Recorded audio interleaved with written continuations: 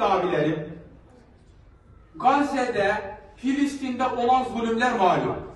Bir de Doğu Türkistan'da olan zulümler malum. Daha niceleri var, haberimiz yok. Yetmemiş gibi bir de Tacikistan çıktı başımıza. Kur'an yasak.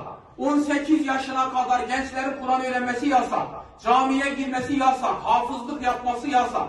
Allah-u Teala bunlara hidayetten nasipleri varsa hidayet nasip eylesin ki zor görünüyor. Yoksa bunları kahreylesin, mahveylesin, perişan eylesin.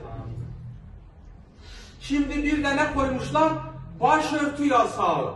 Başörtüsü takan bir kadın dedi ki ya ben bugüne kadar kendi komşuma bile saçımın telini göstermemişim. Bu saatten sonra saçım mı açayım? Başörtüsüyle çıksa 7.000 dolar ceza. Niye? İşte biz düşündük, işte laikliğe geçtik. Demiyor ki gavurun maşasının ucunda bize aynı şey gibi oynatıyor.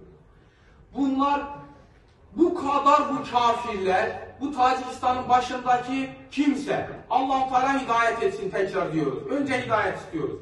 Bizim Peygamber Efendimiz rahmet peygamberi.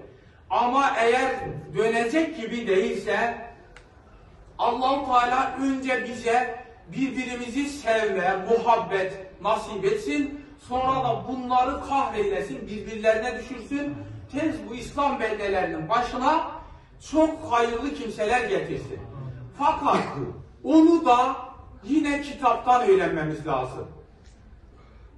Kema tekûnûne yuvelle aleyküm. Nasıl olursanız öyle yönetilirsiniz. Bunun tefsirinde geçiyor ki bu eski kitaplarda Allah-u Teala'nın ayetiymiş.